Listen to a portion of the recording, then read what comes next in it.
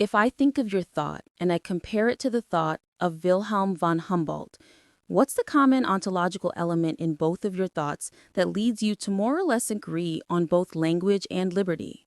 Von Humboldt was, first of all, a great linguist who recognized some fundamental principles of language, which were rare at the time and are only beginning to be understood. But in the social and political domain, he was not only the founder of the modern research university, but also one of the founders of classical liberalism. His fundamental principle, as he said, it's actually an epigram for John Stuart Mill's On Liberty, is that the fundamental right of every person is to be free from external illegitimate constraints, free to inquire, to create, to pursue their own interests and concerns without arbitrary authority of any sort restricting or limiting them. Now, you've argued that Humboldt was a Platonist of some kind, that he viewed learning as some notion of reminiscence. Are you, in the same regard, also a Platonist? Leibniz pointed out that Plato's theory of reminiscence was basically correct, but it had to be purged of the error of reminiscence. In other words, not an earlier life, but rather something intrinsic to our nature. Leibniz couldn't have proceeded as we can today, but now we would say something that has evolved and has become intrinsic to our nature. For people like Humboldt, what was crucial to our nature was what is sometimes called the instinct for freedom. Basic, fundamental human property should lie at the basis of our social and economic reasoning. It's also the critical property of human language and thought, as was recognized in the early scientific revolution. Galileo, Leibniz, a little later, people like Humboldt in the Romantic era. The fundamental property of human language is this unique capacity to create unboundedly many new thoughts in our minds, and even to be able to convey to others who have no access to our minds their innermost workings. Galileo himself thought the alphabet was the most spectacular of human inventions because it provided a means to carry out this miracle. Humboldt's formulation was that language enables language and thought, which were always pretty much identified. Language enables what he called infinite use of finite means. We have a finite system. We make unbounded use of it. Those conceptions weren't very well understood until the mid-20th century with the development of the theory of computation by Kurt Gödel, Alan Turing, and other great mathematicians, 1930s and 40s. But now the concept of finite means that provide infinite scope is quite well understood. In fact, everyone has it in their laptop by now.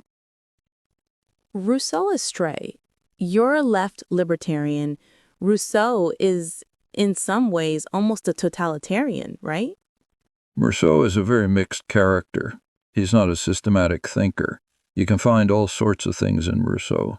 If you look at the Second Discourse on Inequality, it's highly libertarian, deriving from basically Cartesian principles about the uniqueness and creativity of human thought and language onto a fairly libertarian conception of social organization.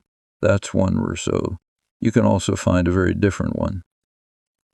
Why are you skeptical of evolutionary approaches to language? I'm not. I'm skeptical of mistaken misunderstandings of evolution, which lead to all sorts of errors in thinking about how language evolved. In the modern period, 20th century, mainly under the impact of behaviorism, some other modern tendencies, a misunderstood version of Darwinism, it generally came to be believed, and is still believed in many quarters, that human language. And first of all, that language was the tradition from classical Greece up through the 19th century was that language is fundamentally an instrument of thought. Thought is what is generated by language. Language generates thought. They're intimately related, if not indistinguishable. Language was described as audible thought. It need not be audible, we know now. The 20th century changed that. Under behaviorist influences, it came to be thinking of language as basically an instrument of communication, which evolved from animal systems. Every animal, down to bacteria, has some kind of communication system. Even trees communicate. The assumption is human language is a more developed form of communication. It's controversial, but my own view is that recent work shows that the tradition was quite right, that that's not the way human language and thought evolved at all. They evolved in quite a different way, which is completely consistent with the actual theory of evolution, not the naive version that's often believed. It may be, for example, that natural selection played very little or almost no role in the evolution of language and thought, but that's quite consistent with the theory of evolution. Many other things happen in evolution beyond natural selection, and in fact, there's pretty good evidence for that. We have only fragmentary evidence from the archaeological record, but it's pretty clear by now that humans appeared on Earth very recently, modern humans, 200 to 300,000 years ago. It's nothing in evolutionary time.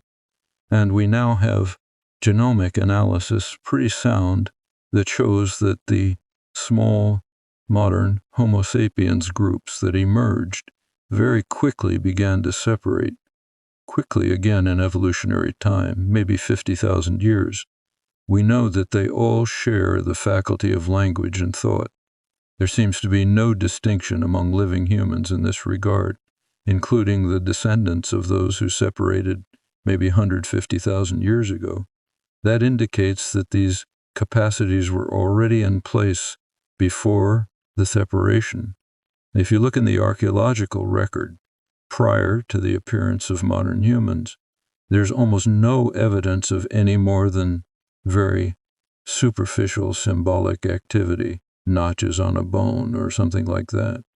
Not long after the appearance of humans, you start getting extremely rich records of advanced creative activity. The cave paintings, for example, which are pretty remarkable.